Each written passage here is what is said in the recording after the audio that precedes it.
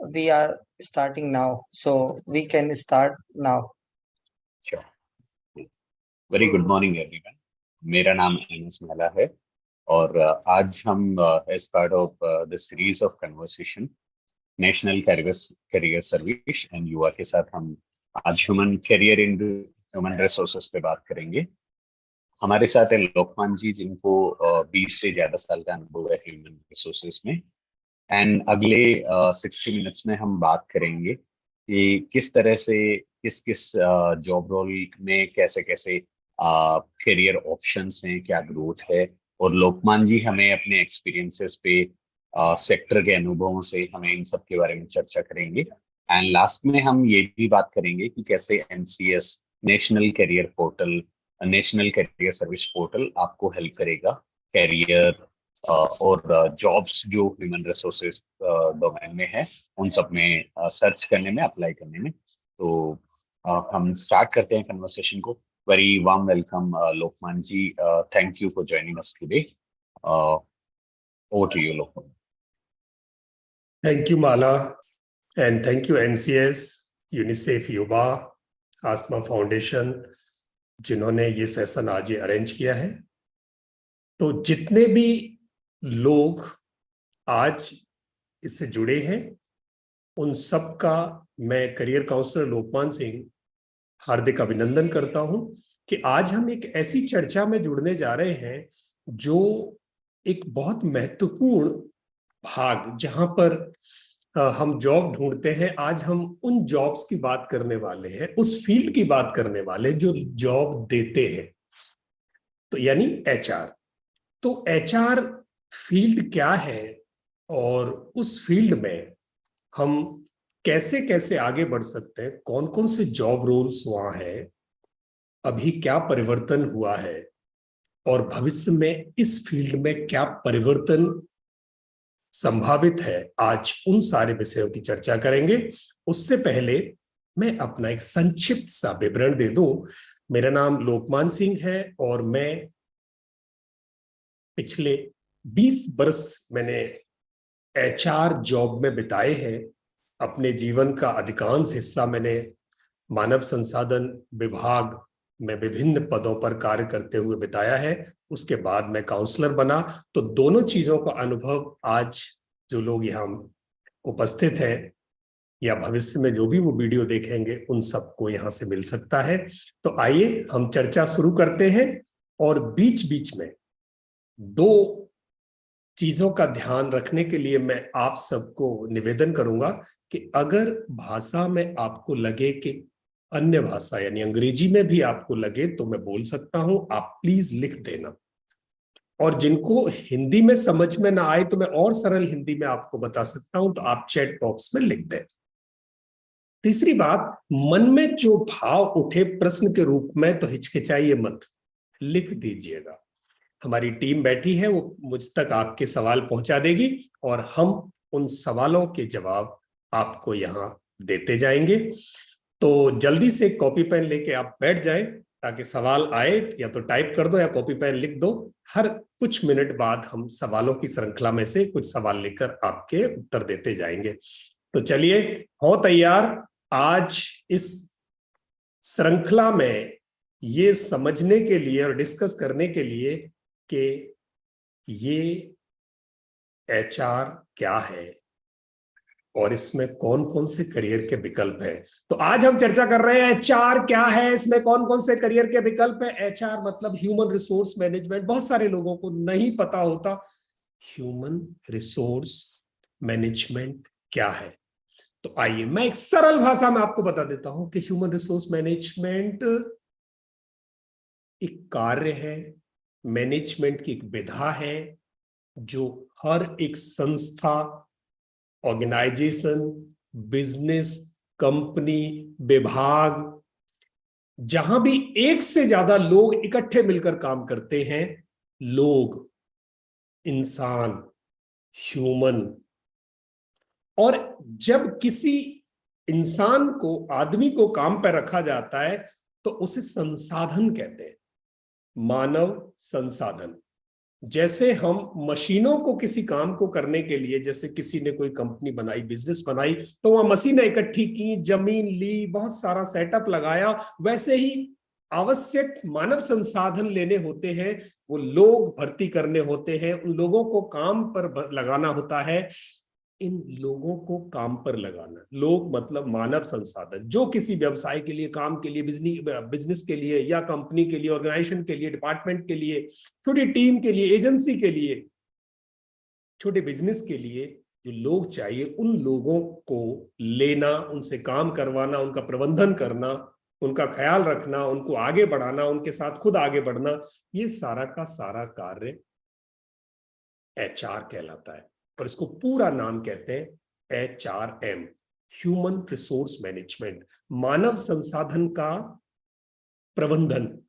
यानी जो लोग काम पे होते हैं उनको संभालना, उनको भर्ती करना और संभालना, इसे हम ह्यूमन रिसोर्स मैनेजमेंट कहते हैं।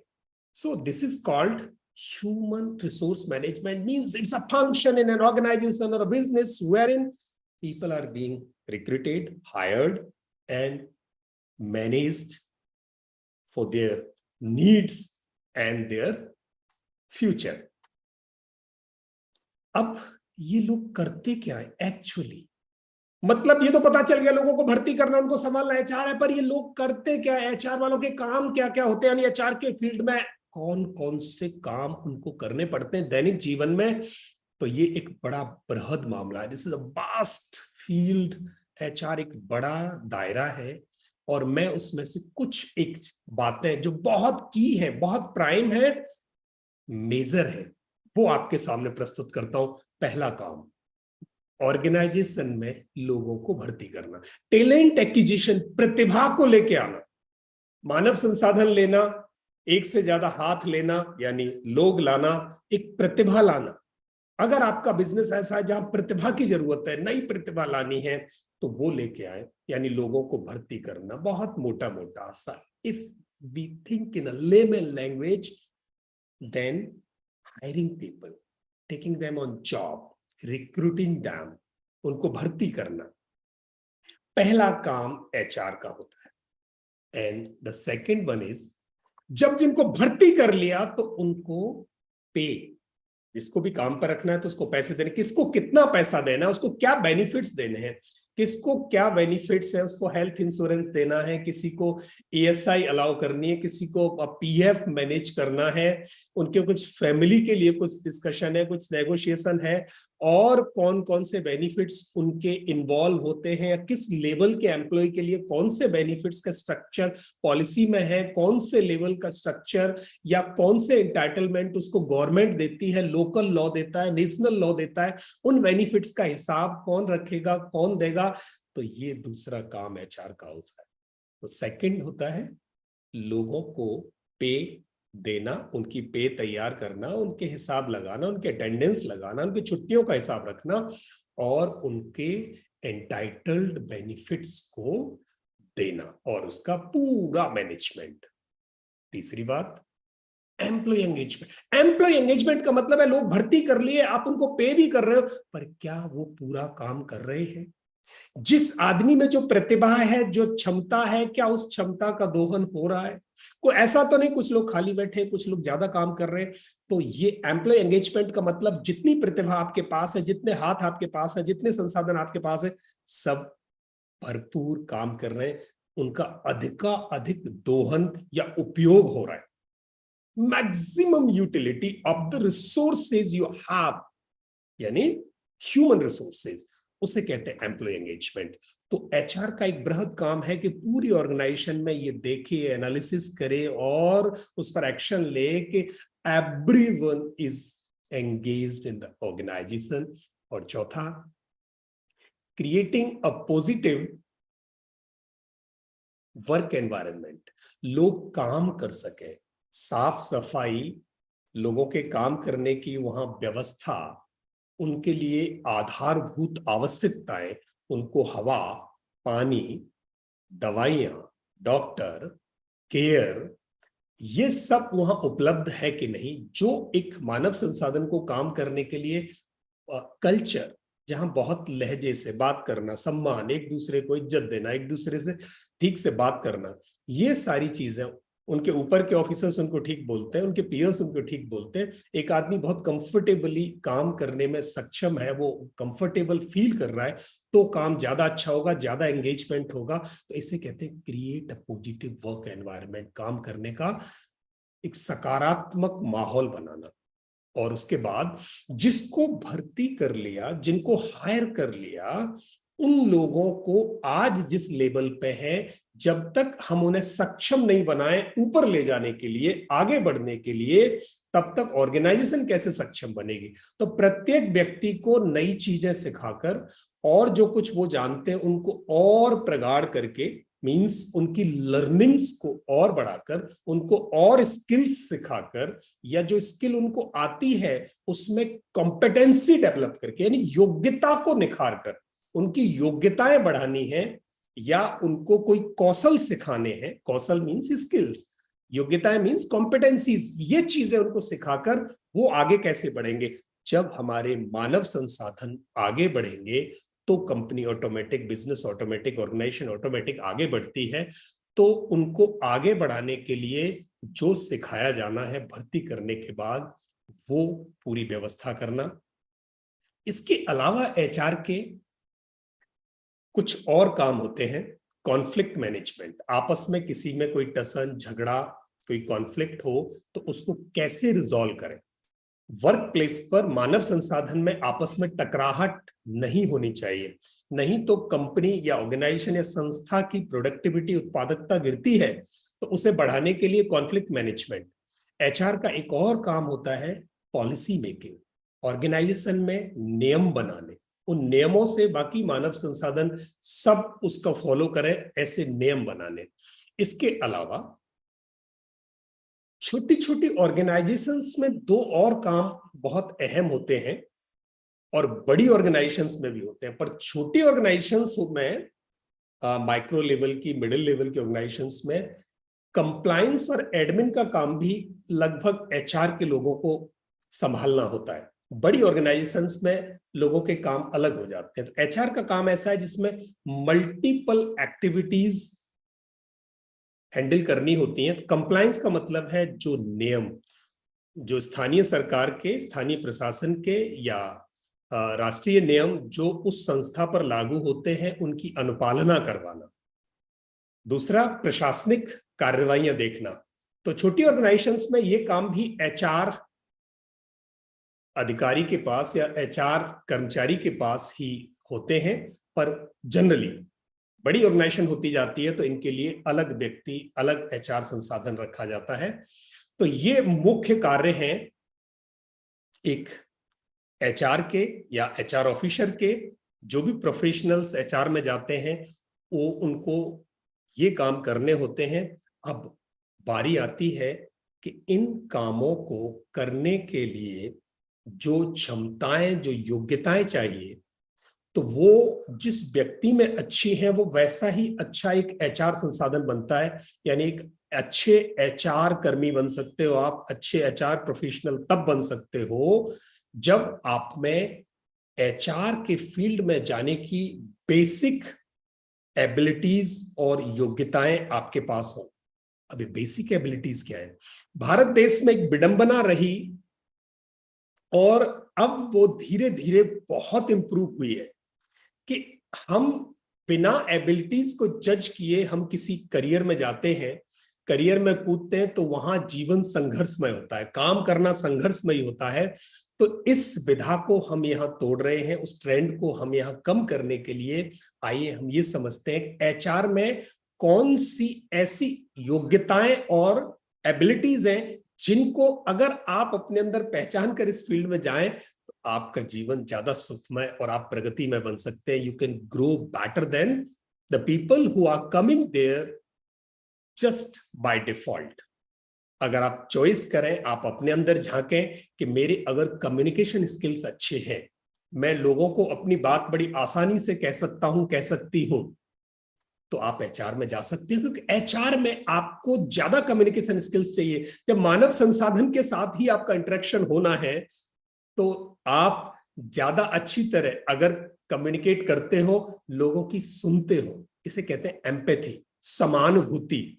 क्योंकि जब जब आपकी ऑर्गेनाइजेशन, संस्था, जहां भी आप काम करेंगे, वहां किसी को कोई मुश्किल हो, परेशानी हो, तो वो आपको कहने सुनाने आएंगे। तो आपके पास सुनने की क्षमता पहले विकसित होनी चाहिए। पहले उनकी समस्याएं सुने, समझें और फिर उसका उपयुक्त जवाब, समुचित निर्णय, समुचित सलाह उनको दें। तो कम्युनिकेशन स्किल पहला आधारभूत आधार होता है, यानी पहली जरूरत होती है एक एचआर प्रोफेशनल की। दूसरा इंटरपर्सनल, लोगों के साथ कैसे व्यवहार करना है, कैसे बातचीत करनी है। अगर कोई गर्म मिजाज में है तो उसके साथ कैसे चर्चा करनी है, कोई ठंडे मिजाज में तो कैसे चर्चा करनी है। यानी पूरी ऑर्गेनाइजेशन या टीम, जहां भी जिसको भी आपको हैंडल करना है, वो उनके साथ आप कैसे व्यवहार करेंगे। तो व्यवहार कुशलता आप में होनी चाहिए। दूसरी चीज, तीसरी प्रॉब्लम सॉल्विंग। जब एक से ज्यादा लोग किसी एक वर्क प्लेस पर, किसी जगह पर काम करते हैं, तो उनमें या उस स्थान पर जो समस्याएं पैदा होती हैं, उन समस्याओं का निवारण कैसे किया जाए। तो एचआर रिलेटेड जो समस्याएं हैं, मानव संसाधन रिलेटेड जो समस्याएं हैं, जैसे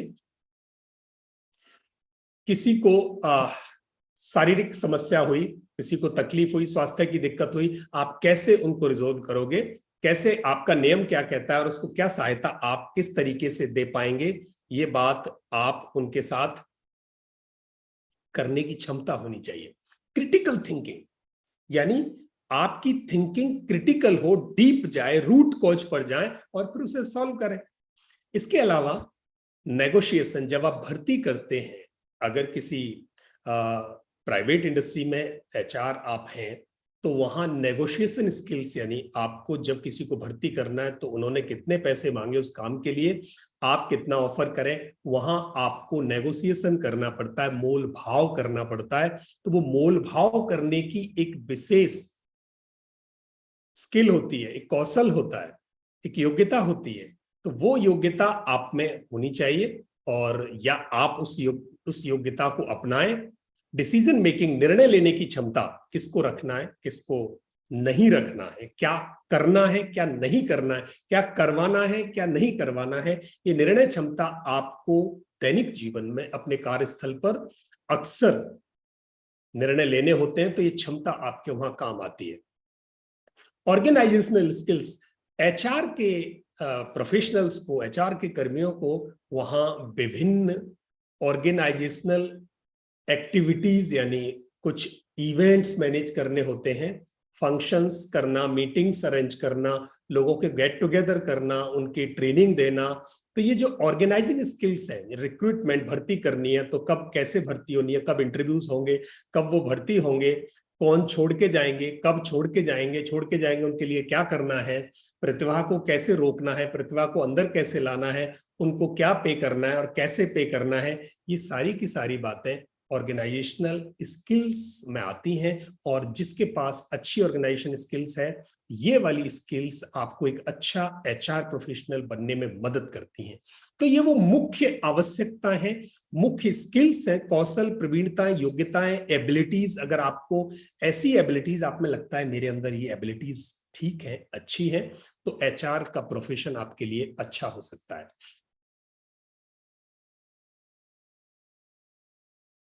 यस, किसी ने सवाल पूछा है, मुक्ता शर्मा ने कमेंट्स में कहा है, लाइफ स्किल्स जैसे लग रहे ये तो the work that HR does. Yes, life skills जो काम एचआर करते हैं, यस एब्सोल्युटली, बिल्कुल ठीक है ममता शर्मा जी आप। अब हम बात करते हैं कि एचआर में कौन कौन से करियर फील्ड, करियर पाथ है। मतलब एचआर में जो मुख्य दो रास्ते हैं, करियर पाथ मतलब रास्ते, एचआर के प्रोफेशन में जाने के लिए, एचआर के प्रोफेशन में उतरने के लिए दो रास्ते हैं मुख्य। पहला जर्नलिस्ट। जर्नलिस्ट का मतलब एचआर अपने आप में एक ऐसा फंक्शन है जहां एक से ज्यादा एक्टिविटीज को साथ करना होता है। यानी आपको नहीं पता कि अगले घंटे आपके लिए कौन सी एक्टिविटी नई होगी, इस समय आप लोगों की सैलरीज प्रोसेस कर रहे होंगे, थोड़ी देर बाद आप एम्प्लॉय रिलेशन पर काम कर रहे होंगे, हो सकता है कहीं कॉन्फ्लिक्ट हो उसे सॉल्व कर रहे होंगे। तो एक पूरा बंच, बकेट, ग्रुप, बहुत सारी एक्टिविटीज का इकट्ठे अगर आपको हैंडल करना है तो ऐसे काम को जर्नलिस्ट जॉब कहते हैं, एचआर जर्नलिस्ट। सामान्य कार्य, जो भी विभिन्न सामान्य कार्य हैं उसको हम एचआर जर्नलिस्ट कार्य कहेंगे। तो ऐसे कामों के लिए जो पद है वो इस प्रकार है, एचआर असिस्टेंट। ये बिल्कुल शुरुआती दौर में जब आप जॉब के लिए जाएंगे, काम के लिए जाएंगे, HR assistant, HR officer, HR executive, ये बहुत बेसिक एंड फाउंडेशनल पोजीशंस हैं जर्नलिस्ट वाले पाथ पर। और पर्सनल ऑफिसर जो अटेंडेंस लगा रहे हैं, अटेंडेंस मार्क कर रहे हैं, लीव्स मार्क कर रहे हैं, या उनके डेज आवर्स को मैनेज कर रहे हैं, नोट कर रहे हैं, रिकॉर्ड कर रहे हैं। एचआर मैनेजर जो एचआर की टीम को मैनेज कर रहे हैं। एचआर एडमिनिस्ट्रेटर जहां वो इंचार्ज हैं, administration is also with them, तो एचआर रिलेटेड एक्टिविटीज को वो जो एडमिनिस्टर कर रहे हैं उस HR administrator. Head of HR, people business partner, एक नया नाम सुना होगा, people business partner. People business partner means एक ऐसे सीजन प्रोफेशनल एचआर के जो प्रमोटर टीम, यानी जो उस बिजनेस को, संस्था को चलाने वाले लोग हैं, जो मैनेजमेंट के लोग हैं, उनके साथ मिलकर ऐसी रणनीतियां बनाना और उनको क्रियान्वित करना, इंप्लीमेंट करना, जिससे कि वो ऑर्गेनाइजेशन मानव संसाधन को और अच्छा बनाकर ऊपर ले जा सके। तो ये फील्ड है पहला एक पाथ, जर्नलिस्ट पाथ। वहीं सिर्फ जर्नलिस्ट पोजीशन से काम नहीं चलता है, जर्नलिस्ट एक्टिविटीज से काम नहीं चलता। ऑर्गेनाइजेशंस अब स्मार्ट बन रही हैं, तो वहां स्पेशलाइज्ड लोग भी चाहिए होते हैं। तो ह्यूमन रिसोर्स प्रोफेशन में स्पेशलाइजेशंस क्या क्या हो सकते हैं और कौन से ऐसे पोजीशन, पद हैं जहां पर एचआर के लोग जा सकते हैं। उनमें से पहला, टैलेंट एक्विजिशन स्पेशलिस्ट, प्रतिभा को कैसे अंदर लाया जाए। ये पद आप देखेंगे ऑनलाइन, जब भी आप सर्च करें तो टैलेंट एक्विजिशन और हायरिंग दोनों में फर्क है। हायरिंग का मतलब भर्ती करना, पर टैलेंट एक्विजिशन का मतलब प्रतिभा को अंदर लाना। प्रतिभा को अंदर लाना, भर्ती करना और एक आम भर्ती करना, दोनों में फर्क है। तो अब आम भर्ती करना, नीचे वाले पदों पर आप अपनी रिक्वायरमेंट ऑनलाइन डालो, ऑफलाइन डालो, अखबार में डालो, बहुत सारे लोग आ जाएंगे। पर प्रतिभा को उसमें से निकाल के अंदर लाने के लिए आपको स्पेशलिस्ट चाहिए। तो टैलेंट एक्विजिशन स्पेशलिस्ट एक पद। कंपेंसेशन एंड बेनिफिट्स स्पेशलिस्ट दूसरा पद, यानी कैसे लोगों को पे किया जाए, उनको बेनिफिट्स कैसे दिया जाए, कैसे डिजाइन, पे स्ट्रक्चर्स डिजाइन कैसे हो, दूसरा specialist. HRIS analyst, HR information system, यानी आपका एचआर का इंफॉर्मेशन सिस्टम इतना स्ट्रांग हो कि प्रत्येक एम्प्लॉय को, प्रत्येक व्यक्ति को, प्रत्येक मानव संसाधन को उचित और उपयुक्त सूचना समय पर मिले और उनके बारे में उपयुक्त और उचित सूचना मैनेजमेंट को समय पर मिले। तो इस सूचना को प्रोसेस करके और समय पर उसके स्टेक होल्डर्स को देना, मतलब लोगों को जो सूचना ऑर्गेनाइजेशन से मिलनी चाहिए और ऑर्गेनाइजेशन को जो लोगों के बारे में सूचना मिलनी चाहिए, दोनों समय पर मिलती जाएं। इसका जो विश्लेषण करते हैं, एनालिसिस करते हैं, ऐसे स्पेशलिस्ट को HRIS एनालिस्ट कहते हैं। HR कंसल्टेंट, कि हमारा ह्यूमन रिसोर्स डिपार्टमेंट कैसा होना चाहिए, वो कैसे लोगों का ख्याल रखे, कैसे लोग रखे और कैसे आगे बढ़े, ऐसी कंसल्टेंसी देने वाले जो अनुभवी व्यक्ति हैं वो HR कंसल्टेंट कहलाते हैं। पेरोल मैनेजर, जो सैलरी और उनके बेनिफिट्स को देने के लिए, उसको प्रोसेस करने के लिए आजकल ऑनलाइन का जमाना है, तो सॉफ्टवेयर्स पर एक जगह ERP, SAP, बहुत बड़े बड़े इसके लिए HRP बन गए हैं जिन पर पेरोल प्रोसेस होता है। तो उसे हैंडल करने के लिए हमें पेरोल ऑफिसर्स या पेरोल स्पेशलिस्ट चाहिए। ODN लर्निंग, ऑर्गेनाइजेशन डेवलप कैसे हो, जब मानव संसाधन डेवलप होगा तो ऑर्गेनाइजेशन डेवलप होगी। तो OD एंड लर्निंग ये एक स्पेसिफिक कोर होती है HR की। इसके लिए जो प्रोफेशनल काम करते हैं, they are called ODN learning officer, manager, specialist. L&D consultant, कि ऑर्गेनाइजेशन बढ़े कैसे, आगे कैसे जाए, इसकी कंसल्टेंसी सलाह देने के लिए बहुत ही विशेष एक तरह के लोग होते हैं जो सलाह देते हैं ऑर्गेनाइजेशंस को कि आपके लोग ऐसे होने चाहिए, आप लोगों को ऐसे रखो और ऐसे उनको आगे बढ़ाओ। तो ये ओडी एंड लर्निंग के कंसल्टेंट यानी लर्निंग एंड डेवलपमेंट के कंसल्टेंट एक पद होता है। और industrial relation officer, industrial relation officer का मतलब है या इंडस्ट्रियल रिलेशन मैनेजर कि एक ऑर्गेनाइजेशन में रिलेशंस कैसे हो, एम्प्लॉइज के बीच में एम्प्लॉय टू एम्प्लॉय रिलेशन कैसा हो, एम्प्लॉय टू मैनेजमेंट रिलेशन कैसा हो, मैनेजमेंट टू एम्प्लॉय रिलेशन कैसा हो, और एम्प्लॉइज का बाहर की सराउंडिंग के साथ रिलेशन कैसा हो, मैनेजमेंट का सराउंडिंग के साथ रिलेशन कैसा हो। आसपास गांव वाले लोग रहते हैं, जहां एक बिजनेस चलता है तो आसपास के लोग उस बिजनेस से अफेक्ट होते हैं, उनके हितों का ख्याल कैसे रखा जाए, इस पूरी प्रक्रिया को इंडस्ट्रियल रिलेशन कहते हैं। और इसके लिए इंडिया में एक स्पेशल एक्ट बना था, ID act, industrial relation act 1947। तो वो आईडी एक्ट के पूरी जितनी भी उसकी शर्तें थी वो लागू हो, एक बिजनेस उसको फॉलो करे। इसके लिए एक बड़ी ऑर्गेनाइजेशंस में एक आईडी ऑफिसर या आईडी मैनेजर स्पेशल रखा जाता है। तो वो छोटी ऑर्गेनाइजेशंस में जर्नलिस्ट को ही ये जिम्मेदारी दे दी जाती है।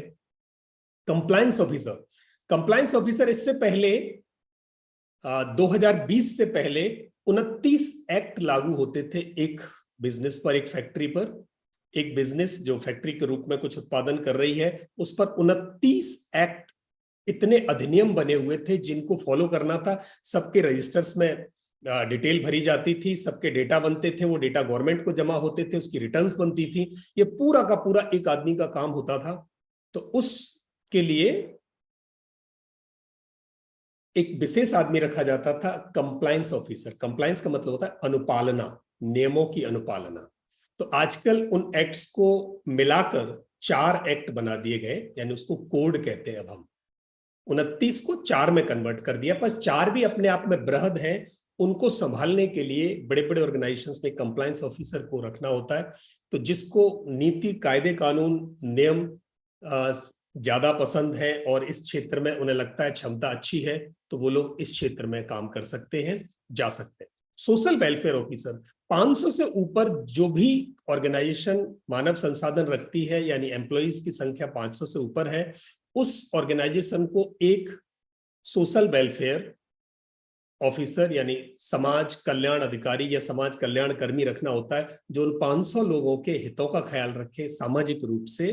तो ये भी एक पद है जिसमें जाया जा सकता है। ये सारे पद या कार्य एक विशेषज्ञ के रूप में एचआर प्रोफेशनल कर्मी बन सकते हैं। एक सामान्य एचआर कर्मी था, एक विशेष एचआर कर्मी। तो ये 2 फील्ड अपने पास बने, सामान्य एचआर के कार्य, विशेष एचआर के कार्य, सामान्य एचआर कर्मी, विशेष एचआर कर्मी।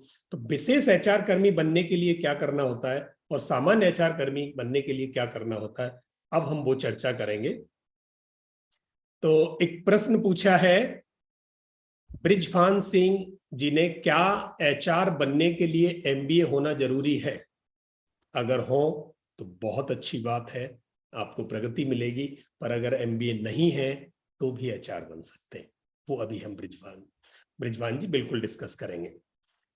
जॉब करने के लिए क्या कैटेगरी जरूरी है, कितना पढ़ा हुआ होना चाहिए, यह भी बताइए, वो भी अभी बताने वाले हैं।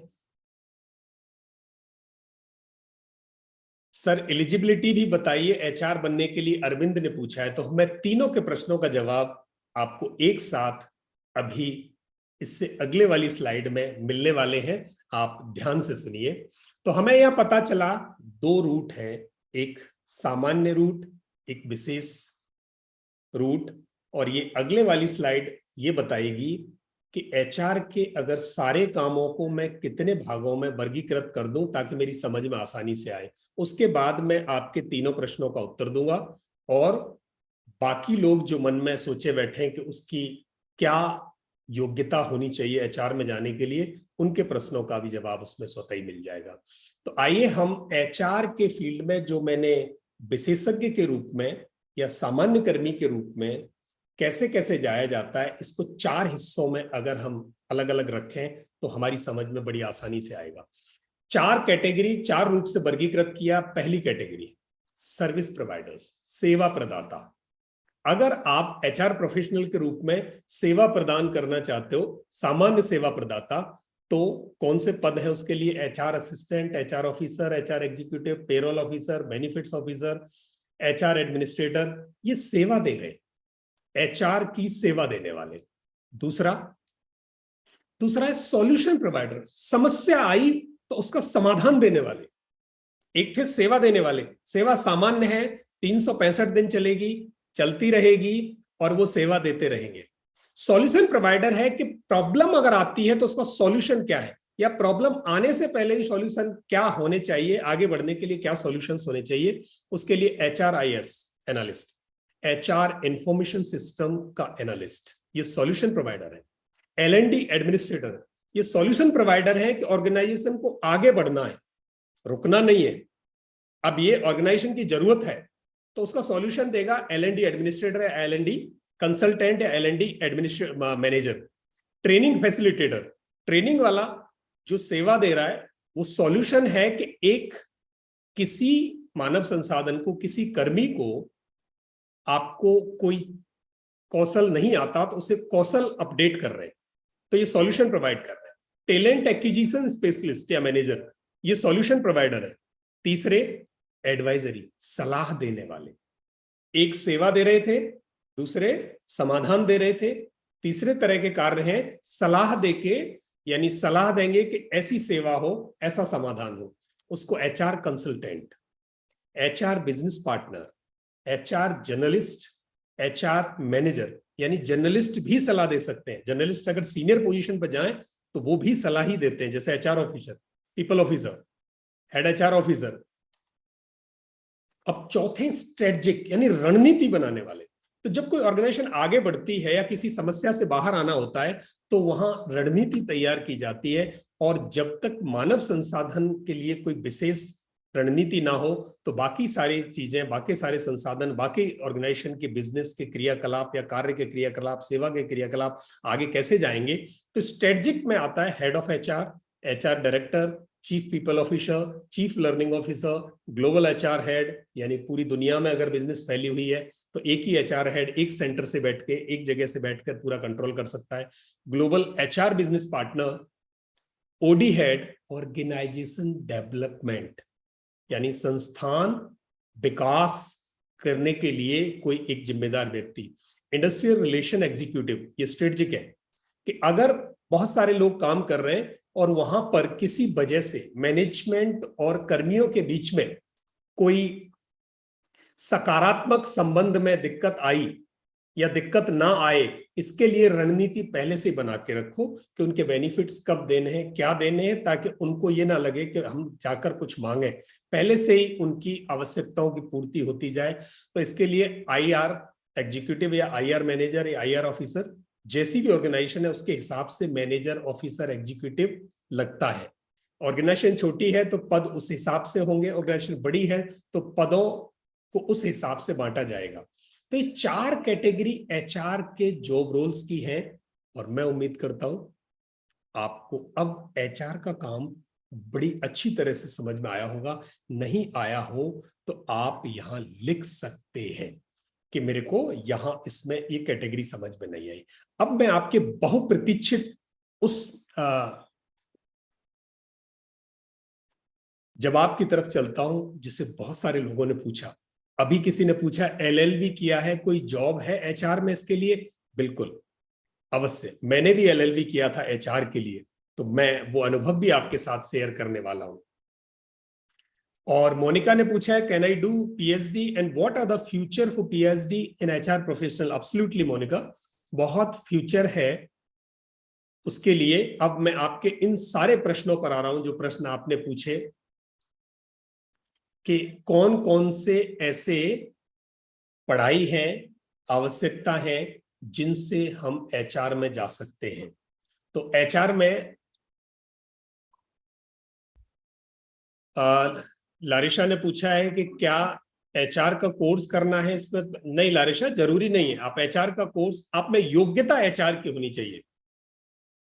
कोर्स आप करें ना करें, करें बहुत अच्छी बात है, उस हिसाब से आप प्रगति करेंगे। अगर आपने एचआर का स्पेसिफिक कोर्स नहीं किया तो भी एचआर ज्वाइन कर सकते हो, जैसे मैंने किया था। मैं अपना अनुभव आपके साथ शेयर करूंगा। अब मैं आपको पहले ये बता दूं, मुझे पता है आपको इंतजार है योग्यताओं का कि कौन सी योग्यता से जुड़ सकते हैं, पर उससे पहले आवश्यकता को समझो। पूरी दुनिया में 100 लोगों पर, अगर किसी बिजनेस में 100 लोग हैं तो उस पर कम से कम 1.5 आदमी एचआर प्रोफेशन का चाहिए। यानी एक से ज्यादा आदमी 100 लोगों को संभालने को एक ऑर्गेनाइजेशन में चाहिए होते हैं। तो इससे आपकी समझ में आएगी कि जरूरत कितनी है। एचआर प्रोफेशनल्स की आवश्यकता और बढ़ने वाली है और उनकी जिम्मेदारियां और बढ़ने वाली है। क्यों? क्योंकि इंडस्ट्रियलाइजेशन बढ़ रहा है, बिजनेस ज्यादा से ज्यादा बन रहे हैं, बिजनेस ज्यादा से ज्यादा पनप रहे हैं, दुनिया का विकास आगे बढ़ रहा है।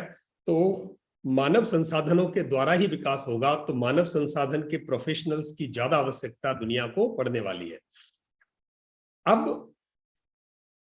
अब तक तो लोगों को भर्ती करना और उनको पैसे देना, उनकी तनख्वाहें देना, पगार देना, उनका हिसाब रखना, छुट्टियां देना, यहां तक ही एचआर का काम सीमित नहीं है। एचआर का काम होता है जो लोग भर्ती हुए जो लोग हैं उनका भरपूर उपयोग, उनकी क्षमताओं का उपयोग। तो अब क्षमताओं को कैसे पूरी तरह काम में लिया जाए, आजकल एक एक आदमी को जो काम करते हैं उनको, कर्मियों को अलग अलग कौशल सिखाए जाते हैं ताकि एक से ज्यादा काम एक व्यक्ति एक साथ कर सके। तो उसको बोलते हैं एम्प्लॉय एंगेजमेंट। आदमी एंगेज रहे, खाली ना रहे। एम्प्लॉय वेलबीइंग एक दूसरी जरूरत है। यानी अब तक जितना काम एम्प्लॉय वेलबीइंग पे हुआ है उससे ज्यादा अब शुरू हुआ है। अब मैंने गुड़गांव में ऐसे बहुत सारे कंपनीज में जाता हूं जहां पर काम करने के टाइम पर रोज सुबह 5 मिनट 10 मिनट की एक्सरसाइज होती है। उनको एक्सरसाइज का स्पेशल टाइम दिया जाता है, मानसिक एक्सरसाइज कराई जाती है, उनको मेडिटेशन कराया जाता है, ध्यान प्राणायाम कराते हैं, उनको हल्की फुल्की एक्सरसाइज कराते हैं और उनको ऐसी ट्रेनिंग दी जाती है कि आप हल्की फुल्की एक्सरसाइज करें और स्वस्थ रहें। क्योंकि आपके मानव संसाधन स्वस्थ रहेंगे तो ऑर्गेनाइजेशन स्वस्थ रहेगी। अगर हमारे लोग बीमार होंगे तो हमारी ऑर्गेनाइजेशन सफर करेगी। तो एम्प्लॉय वेलबीइंग यानी उनका कल्याण, स्वास्थ्य कल्याण, मानसिक स्वास्थ्य और शारीरिक स्वास्थ्य बिल्कुल ठीक होना चाहिए। इसके लिए बहुत प्रयास अब किए जा रहे हैं। तो जो सारे दिन काम करते हैं बैठकर सीट पर, वहां उनका एचआर ये सोचता है कि इनका स्वास्थ्य कैसे फिट हो, बीच में इनको कैसे ब्रेक दिया जाए, इनको कब आंख धोने के लिए कहा जाए, यहां तक लोग सोचने लगे हैं। तो एचआर का काम अब बढ़ गया है, इसलिए ज्यादा एचआर की आवश्यकता पड़ने लगी है बिजनेस में। दूसरी जो एचआर की आवश्यकता है वो है टेक्नोलॉजी बहुत यूज हो रही है आजकल। तो टेक्नोलॉजी पॉइंट ऑफ व्यू से एचआर के लोग चाहिए होंगे। एचआरपी लगे हैं, कहीं कहीं एसएपी लगे हैं, कहीं एआई बेस्ड सिस्टम्स काम कर रहे हैं, कहीं एआई बेस्ड रिक्रूटमेंट हो रहा है, हायरिंग हो रही है। Hirings are being done at AI-based systems. So that's the new innovation of this decade, really. अभी इस दौर में AI-based hiring हो रही है, यानी कृत्रिम इंटेलिजेंस, बुद्धि, कृत्रिम बुद्धि, आर्टिफिशियल इंटेलिजेंस, इसका उपयोग हो रहा है। और 58% से 60% इंडस्ट्रीज इस पर शिफ्ट हो रही है, यानी वो टेक्नोलॉजी यूज करना शुरू कर दिया एचआर में। पहले अटेंडेंस रजिस्टर में लगती थी, अब रजिस्टर से जाकर ऑटोमेटिक हो गई है। आप ऑफिस में घुसेंगे, आपके चेहरे को देख के, आपकी आंखों को देखकर अटेंडेंस लग जाएगी। आप ऑफिस से बाहर निकलेंगे, ऑटोमेटिक आप अटेंडेंस से हट जाएंगे। आप घर पे बैठ के काम कर रहे हैं, वर्क फ्रॉम होम काम कर रहे हैं, तो 10 मिनट आप अपना माउस नहीं हिलाओगे तो वहां से एक अलार्म अलर्ट आ जाएगा, आपके मोबाइल पर एसएमएस आ जाएगा कि आप कहाँ हैं। आप 10 मिनट से कोई एक्टिविटी आपके स्क्रीन पर नहीं दिखाई दे रही है। यानी आप घर बैठ के काम करो तो भी आपके एचआर ऑफिसर को पता है कौन कौन क्या कर रहा है। ये टेक्नोलॉजी काम करा रही है ना, कमाल की बात। आजकल डाइवर्सिटी और इंक्लूजन पर बड़ा फोकस है। वो क्या है वो मैं आपको आगे बताऊंगा। गिग इकोनॉमी बढ़ रही है इंडिया में भी। गिग इकोनॉमी का मतलब है work from home, technology based काम। आज घर से बैठ के भी लोग काम कर रहे हैं। पहले रोज ऑफिस जाना पड़ता था, आजकल सबको ऑफिस जाने की आवश्यकता नहीं है। बहुत सारे पोर्टफोलियोज में, बहुत सारे कंपनीज में, बहुत सारे संस्थानों में घर से बैठ के काम हो रहे हैं। हाँ, तो किसी ने पूछा है कि एचआर का कौन सा सेक्शन पॉलिसी मेकिंग में काम करता है। आइए, मुझे पता है आपके बहुत सारे प्रश्न हैं और आपके प्रश्नों का उत्तर मेरे स्क्रीन पे ये रहा। एचआर के प्रोफेशनल बनने के लिए, एचआर के फील्ड में काम करने के लिए सबसे पहली आवश्यकता है समानुभूति। आपको सुनना समझना आता हो। सुनना समझने का मतलब सुनने की क्षमता अच्छी हो, फिर लोगों से बात करने में सहज हो आप। ये पहली एबिलिटीज पहला आधार है। क्योंकि मैं एक एचआर प्रोफेशनल होने के साथ साथ एक करियर काउंसलर भी हूं, तो करियर काउंसलर वाला काम मेरा पहले शुरू होता है, यानी एबिलिटीज को जांचो। मेरे पास पीपल स्किल्स हैं, लोगों के साथ इंटरेक्ट करने में कोई हिचकिचाहट नहीं होती, कोई हेजिटेशन नहीं होती, किसी से भी मैं उसकी बात आसानी से कह पाता हूं। कह पाने में और सुनने में मैं सक्षम हूं। लोगों को समझना, उनके साथ नेगोशिएट करना, उनकी भावनाओं का ख्याल रखना, उनकी आवश्यकताओं का ख्याल रखना मुझे आता है। यानी जैसे आप घर में एक गृहिणी पूरे घर का ख्याल रखती है, वैसे ही एक एचआर ऑफिसर से आप ये तुलना कर सकते हैं कि वो विभिन्न विभिन्न आवश्यकताओं के लिए दूसरों का ख्याल रखता है। ये अगर एबिलिटीज आपके पास है तो ये पहला आधार है एचआर के फील्ड में जाने के लिए। फिर आपको उसमें कौन सा काम करना चाहिए और क्या योग्यता उसके लिए होनी चाहिए। तो ये योग्यताएं मेरे बाएं तरफ आप स्क्रीन पे देखेंगे कि पहले कोई भी अंडर ग्रेजुएट कोर्स आपके पास हो, बीए हो, बीकॉम हो, बीबीए हो, बीसीए हो, बीटेक हो, कोई भी एक डिग्री आपके पास हो, तो एचआर में आप बेहतर काम आपको मिल सकता है। क्योंकि उसके लिए लोगों को समझने के लिए, लोगों से बातचीत करने के लिए आपके पास ग्रेजुएशन की डिग्री अगर आपके पास है, आपने कोर्स किया हुआ है, तो बहुत अच्छी बात है। कोई सी भी ग्रेजुएशन की डिग्री, चाहे आपने आर्ट्स पढ़ी है, चाहे आपने कॉमर्स पढ़ी है, चाहे साइंस पढ़ी है, चाहे एग्रीकल्चर पढ़ी है, बड़े मजे की बात है कि आपने कुछ भी पढ़ा हो ग्रेजुएशन के लेवल पे आप एचआर बन सकते हैं। तो एचआर एक न्यूट्रल करियर है। एचआर एक न्यूट्रल करियर है। आप आर्ट्स कॉमर्स के द्वारा भी आप एचआर फील्ड को जुड़ सकते हो, तो कोई भी अंडर ग्रेड डिग्री आपके पास। उसके बाद अगर आप एचआर के मैनेजमेंट में जाना चाहते हैं, अगर आप सर्विस प्रोवाइडर या जर्नलिस्ट रोल में रहना चाहते हैं, तब आप सिर्फ डिग्री से शुरू कर सकते हो। परंतु अगर आप उसमें विशेषज्ञ बनना चाहते हो, तो आपको क्या करना है, एमबीए एचआर एक कोर्स है। इंडिया के लगभग हर क्षेत्र में कोई ना कोई ऐसा कॉलेज और इंस्टीट्यूट आपको मिल जाएगा जहां एमबीए एचआर है। एमबीए में 2 विषय होते हैं, एक माइनर और मेजर। तो लोग इसे दूसरे विषय के साथ माइनर अथवा मेजर के रूप में ले सकते हैं। आप अगर एक विषय एचआर ले रहे हैं तो आप एमबीए एचआर करके एचआर के फील्ड में जा सकते हैं। इसके अलावा PG diploma in HRM, PG diploma HRM में 3 तरह के कोर्स होते हैं। 2 साल का पीजी डिप्लोमा, बिल्कुल एमबीए की तरह। फिर 2 साल का एग्जीक्यूटिव प्रोग्राम, यानी आपने ग्रेजुएशन करके नौकरी शुरू कर दी और उसके बाद आपने पार्ट टाइम एग्जीक्यूटिव प्रोग्राम डाल दिया किसी इंस्टीट्यूट से, या तो शाम को क्लास हो या ऑनलाइन क्लास हो, उसे एग्जीक्यूटिव प्रोग्राम बोलते हैं। तीसरा 1 साल का पीजी डिप्लोमा एचआर में। तो इन 3 में से किसी भी तरह का आप डिप्लोमा कर सकते हैं या डिग्री एमबीए की, एमबीए को डिग्री कहेंगे, बाकियों को डिप्लोमा कहेंगे। डिप्लोमा कम से कम 1 साल का होना चाहिए, ये अपेक्षित है। 1 साल के डिप्लोमा में कुछ ना कुछ आप सीखेंगे। एक बात अवश्य ध्यान रखें, क्योंकि एचआर स्किल और कॉम्पिटेंसी बेस्ड काम है, जहां जाकर आपको वो करना पड़ता है। सिर्फ पढ़ने से या ऑनलाइन कर लेने से वो आपकी स्किल डेवलप नहीं होती, तो इसमें सीखना आवश्यक होता है।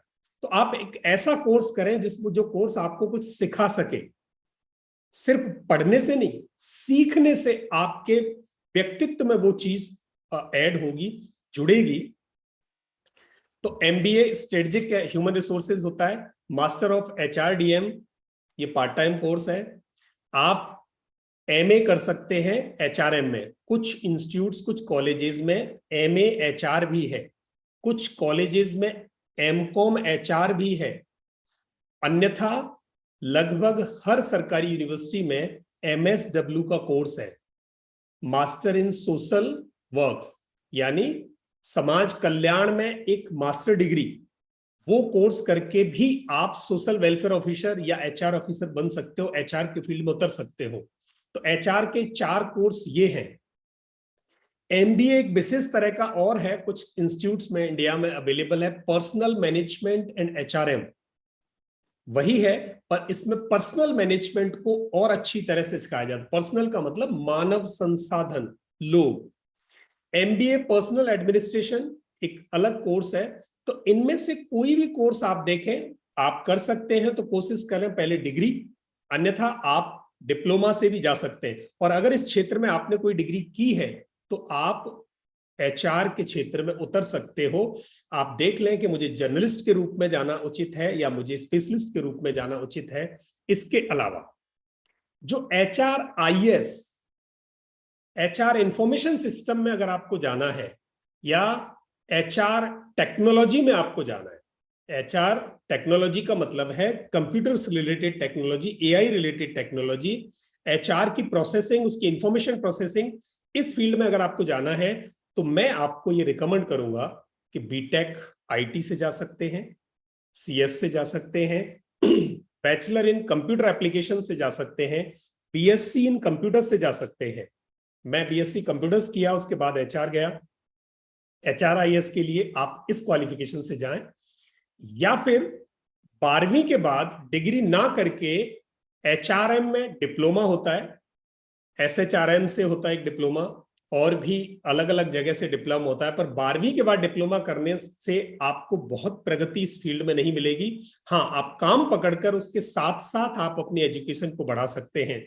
जिन्होंने, मोनिका ने भी पूछा था PhD के लिए, तो अगर HRM में आप मास्टर्स के बाद PhD करते हैं तो आपको HR के फील्ड में जल्दी ऊपर निर्णायक बनने की क्षमता, यानी HR हेड बनना या स्ट्रेटेजिक HR बनना या बिजनेस पीपल पार्टनर बनना या आपको कंसल्टेंट बनना, वो बहुत आसान होगा। यानी आप लेडर को जल्दी चढ़ेंगे अगर PhD करते हैं तो। यानी HR में बहुत सारे लोग PhD करके उतरते हैं। एक और कोर्स इसमें बच गया और वो है LLB। तो इंडस्ट्रियल रिलेशन ऑफिसर बनना, एक LLB कोर्स अगर आपने किया है, लॉ में बैचलर किया है, तो आपको एम्प्लॉय रिलेशन या इंडस्ट्रियल रिलेशन के लिए बहुत फायदा मिलता है। जैसे मैंने शुरू में BSc IT किया, यानी कंप्यूटर्स किया था, उसके बाद मैंने HR में जॉब किया, शुरू किया था बिना कोई HR की एजुकेशन लिए। मुझे HR में काम मिला, पहले payroll officer, HR officer, administrator के रूप में। फिर मैंने साथ साथ एग्जीक्यूटिव प्रोग्राम इन HR किया, masters programme part time masters किया। उसके बाद मैं HR मैनेजर बना। HR मैनेजर बनने के बाद मैं सीनियर मैनेजर बना। जब मुझे जनरल मैनेजर या हेड ऑफ डिपार्टमेंट बनना था तो मुझे इंडस्ट्रियल रिलेशंस समझना था, एक्ट समझने थे, वो सारे लॉ समझने थे और उसको कैसे इंप्लीमेंट किया जाए। तो फिर मैंने LLB की। LLB करने के बाद फिर मुझे ओवरऑल हेड ऑफ डिपार्टमेंट, जहां कई कंपनीज का HOD मैं बना, और उसमें कैसे लॉ अप्लाई करना है और लॉज के हिसाब से बिजनेस को कैसे चलाना है और आई हुई प्रॉब्लम्स को सॉल्व कैसे करना है और प्रॉब्लम आने से पहले उसको सॉल्व कैसे करना है। तो वो उसके लिए जितने भी सर्विस केसेस थे उसमें मैंने ही रिप्रेजेंट किया, कोर्ट रिप्रेजेंटेशन भी मेरी रहती थी। तो ऐसे अगर आप LLB के थ्रू जाते हो तो एम्प्लॉय रिलेशंस, जो बड़ी बड़ी ऑर्गेनाइजेशंस हैं जैसे मारुति या इसी के लेवल की और बहुत सारी बड़ी PSU कंपनीज, वो जमीनें खरीदती हैं, जमीनों पर इंडस्ट्री लगाती है, उसमें लिटिगेशंस आते हैं, प्रॉब्लम आती है, लीगल इश्यूज आते हैं, लोगों के बीच में लीगल इश्यूज आते हैं। बड़ी ऑर्गेनाइजेशंस में यूनियन बनती है, तो लोगों के और मैनेजमेंट के बीच में सौहार्द कैसे बने, नियम कायदे कानून से कैसे कंपनी चले, इस सब के लिए लॉ वाले HR का होना आवश्यक होता है। और अगर लॉ वाला एचआर हो तो वो ज्यादा वैल्यू देता है। तो लॉ करने के बाद भी आप एचआर के फील्ड में उतर सकते हैं, पीएचडी करने के बाद भी उतर सकते हैं, और उससे पहले भी आप एचआर के फील्ड को ज्वाइन कर सकते हैं, एचआर ऑफिसर के रूप में, पेरोल ऑफिसर के रूप में, पर्सनल ऑफिसर के रूप में, या आपने आईटी में कोई डिग्री की है तो एचआर आईएएस या एमआईएस के रूप में उतर सकते हैं वहां जाकर। और फिर धीरे धीरे आप अपनी योग्यता को बढ़ाकर, आप अपने कौशल को बढ़ाकर, आप अपनी शिक्षा को बढ़ाकर उस फील्ड में आगे जा सकते हैं। अब इसके लिए अगर आपको एमबीए करना है तो बहुत बड़े बड़े इंस्टीट्यूट है, एक्सएलआरआई है, टाटा इंस्टीट्यूट है, सिम्बियोसिस है, इसमें आप जा सकते हैं। इनके अलग अलग टेस्ट होते। अन्यथा आपके इलाके में बहुत सारे इंस्टीट्यूट होंगे जिसमें से किसी में भी जा सकते हैं। नहीं तो इग्नू ओपन से एचआर में 2 साल का कोर्स और 1 साल का डिप्लोमा दोनों कराता है, यानी Indira Gandhi national open university से आप कर सकते हैं ये। अब यहां करने के बाद जॉब कहां मिलता है, आइए देखो काम कहां मिलता है, जल्दी से समझते हैं। गवर्नमेंट सेक्टर में काम कहां मिलेगा? गवर्नमेंट की ज्यादातर भर्तियां गवर्नमेंट के अपने बोर्ड्स करते हैं, परंतु फिर भी जो पब्लिक सेक्टर अंडरटेकिंग है, जैसे इंडियन ऑयल है, कोल इंडिया है, बीएचईएल है, ओएनजीसी है, या बैंक है, सारे यूनिवर्सिटी कॉलेजेस हैं, इनमें एचआर के लिए वैकेंसी आती है और उसे ज्वाइन कर सकते हैं। प्राइवेट सेक्टर में तो कोई भी ऐसा बिजनेस बचा नहीं जिसमें एचआर की जरूरत ना हो, चाहे वो माइक्रो हो, स्मॉल हो, बड़ा हो, सर्विस इंडस्ट्री हो, मैन्युफैक्चरिंग हो, कंस्ट्रक्शन की हो, इंजीनियरिंग की हो, एयरलाइंस हो, ट्रांसपोर्टेशन हो, कोरियर की हो, बीपी हो, केपीओ हो, एंटरटेनमेंट की हो, मेडिकल की हो, सॉफ्टवेयर की हो, एजुकेशन की हो, टेक्सटाइल। स्कूलों में एचआर ऑफिसर रख रहे हैं, स्कूलों में एचआर मैनेजर मैंने देखे, कॉलेजेस में तो है, स्कूलों में भी है। लॉ फॉर्म हो, एडवर्टाइजिंग की हो, मीडिया की हो, एलएनडी की हो, इन सब जगह एचआर की आवश्यकता पड़ रही है। आज आने वाले भविष्य में एचआर में अगर उतरना है तो 2 चीज में से एक को पकड़ना।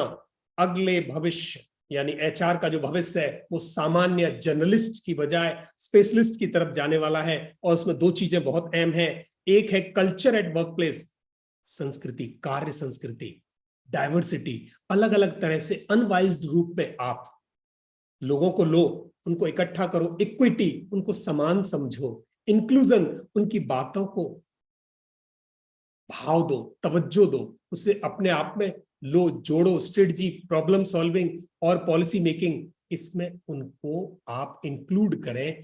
ये चीज पहली जरूरत बनने वाली है, यानी कल्चर एट वर्क प्लेस। और दूसरी चीज है AI, artificial intelligence.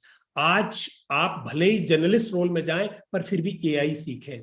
Talent acquisition में ऑटोमेटिक भर्तियां हो रही हैं, ऑटोमेटिक उनके सीवी आ रहे हैं, रिज्यूम्स आ रहे हैं, उनकी स्क्रीनिंग हो रही है, उनको इंटरव्यू कॉल हो रही है, ऑनबोर्डिंग हो रही है, यानी उनको भर्ती किया जा रहा है।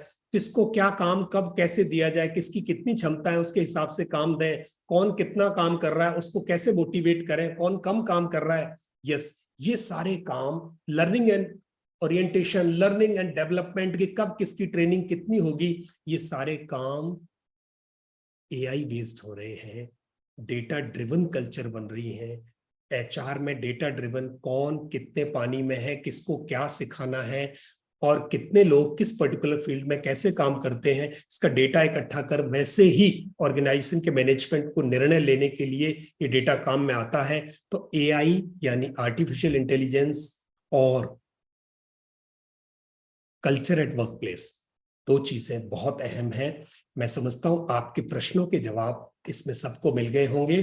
किसी ने, रफीक ने पूछा है कि मैं आईटीआई कंप्लीट किया हुआ है, क्या मैं एचआर में जा सकता हूं? रफीक, आईटीआई के बेसिस पर नहीं, आपको एचआर में जाना है।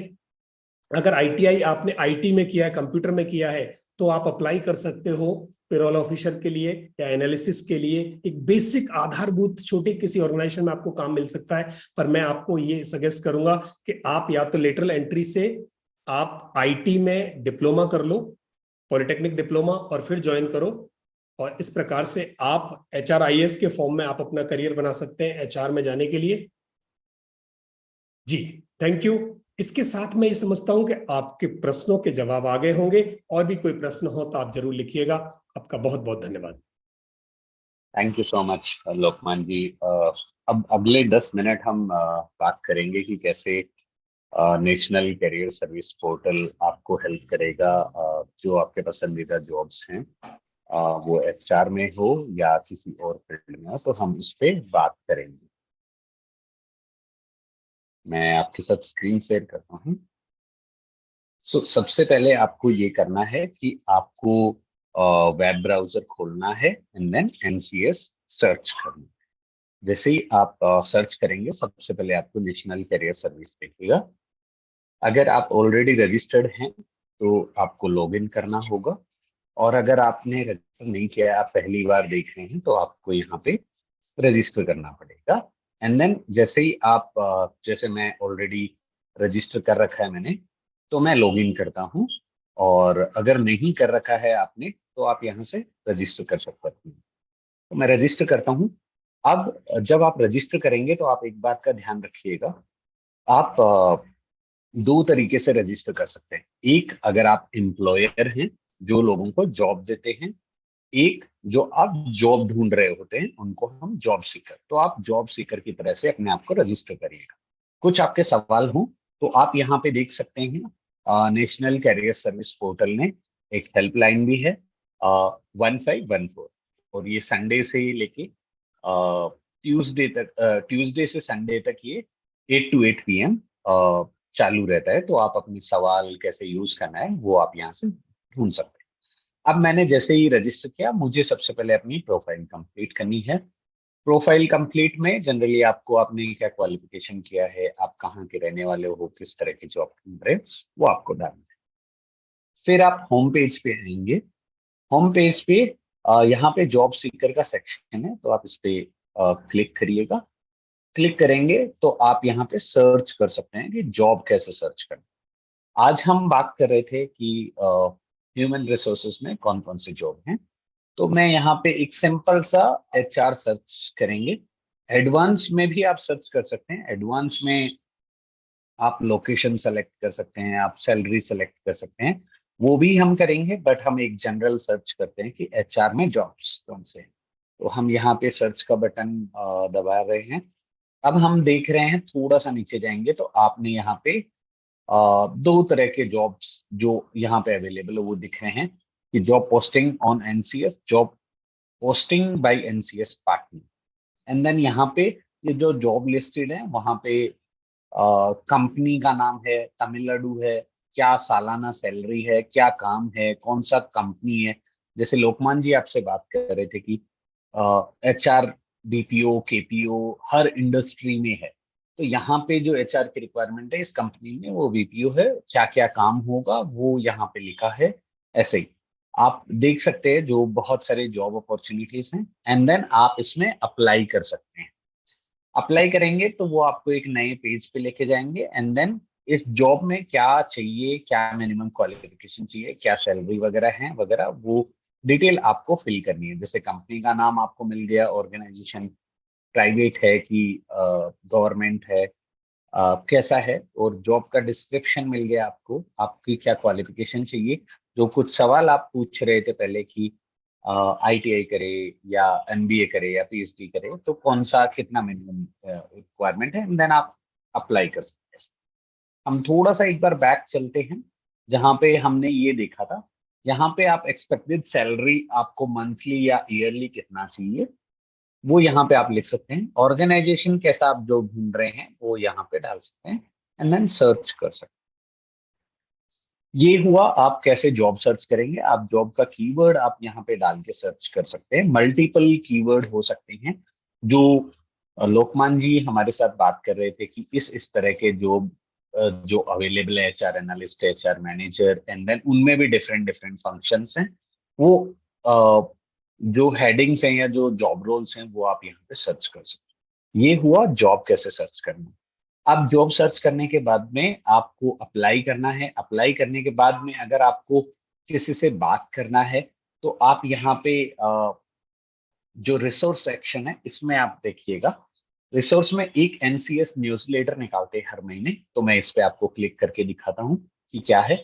यहाँ पे न्यूज़लेटर आप सब्सक्राइब कर सकते हैं। तो आपको जो भी नया कुछ हो रहा है सेक्टर में, वो आपको इन्फॉर्मेशन या NCS कुछ नए फीचर्स या जो नई अपडेट्स हैं वो आपको मिल जाएंगी। जॉब बुलेटिन को आप सब्सक्राइब कर सकते हैं। आपके आसपास मॉडल करियर सेंटर्स हैं जहाँ पे आप थोड़ा बहुत सीख भी सकते हैं, उनकी डिटेल है स्टेट वाइज।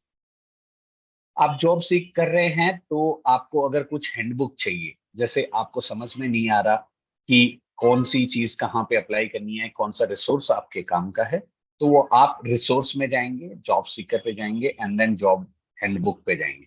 तो ये हैंडबुक है जो आपको जॉब ढूंढने के दौरान एनसीएस पोर्टल आपको कैसे हेल्प करेगा। जॉब फेयर भी करते हैं, इंटरव्यू भी शेड्यूल कैसे करना है, वो सारे रिसोर्सेस आपको यहाँ से मिले। एक डिटेल्ड यूजर मैनुअल भी है जो आपको हेल्प करेगा ये समझने में कि ये स्पेस, क्योंकि यहाँ पे कई लाख जॉब अवेलेबल है इस पे।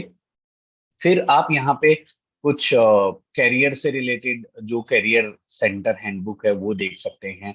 कुछ आपको सपोर्ट चाहिए तो आप ये देख सकते हैं, जैसे रिसोर्स में जाएंगे हम, यहाँ पे थोड़ा सा ये जाते हैं, यहाँ पे ये रिपोर्ट्स हो सकता है आपके काम की नहीं हो, जॉब आपके काम का है।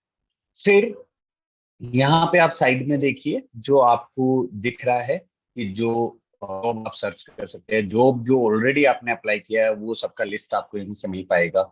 अगर आपको कुछ स्किल कमी है, आपको स्किल सीखना है, तो आप उस पे क्लिक करेंगे एंड देन यहाँ पे कुछ जॉब प्रोवाइडर जो हैं उनके आप डिटेल ले सकते हैं अपने आसपास में, तो वो आपको नजदीकी स्किल सेंटर का एड्रेस वगैरह देंगे।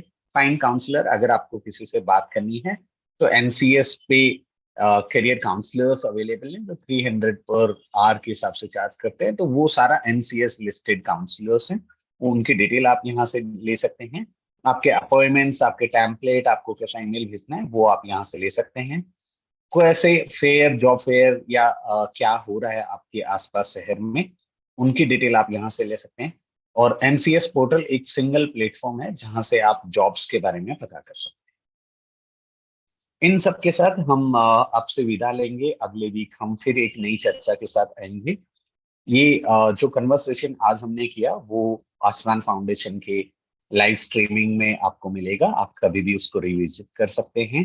जो लिंक्स हमने शेयर करे हैं वो भी आपको इस वीडियो की रिकॉर्डिंग में आप डिस्क्रिप्शन में आपको मिल जाएंगे। Thank you so much everyone आपके समय के लिए, और हम उम्मीद करते हैं जो आप जॉब ढूंढने की जो आपकी राह है उसमें हम ये कन्वर्सेशन आपके लिए हेल्पफुल होंगे। एनसीएस पोर्टल और युवा के द्वारा ये वेबिनार किया गया है, और ये वेबिनार हम हर वीक 11 से 12 बजे हर संडे को हम करते हैं। तो अगली कन्वर्सेशन हम अगले संडे करेंगे एक नए टॉपिक और एक नए डोमेन में जहाँ पे आप कैसे करियर एक्सप्लोर कर सकते हैं। तब तक के लिए ध्यान रखिएगा। शुक्रिया, thank you so much. Thank you. Thank you Mala, thank you Lokmanya sir. I think अभी किसी की कोई क्वेरी नहीं है, तो हम मतलब इसको डिस्कनेक्ट कर सकते हैं, सेशन को एंड कर सकते हैं। या थैंक यू।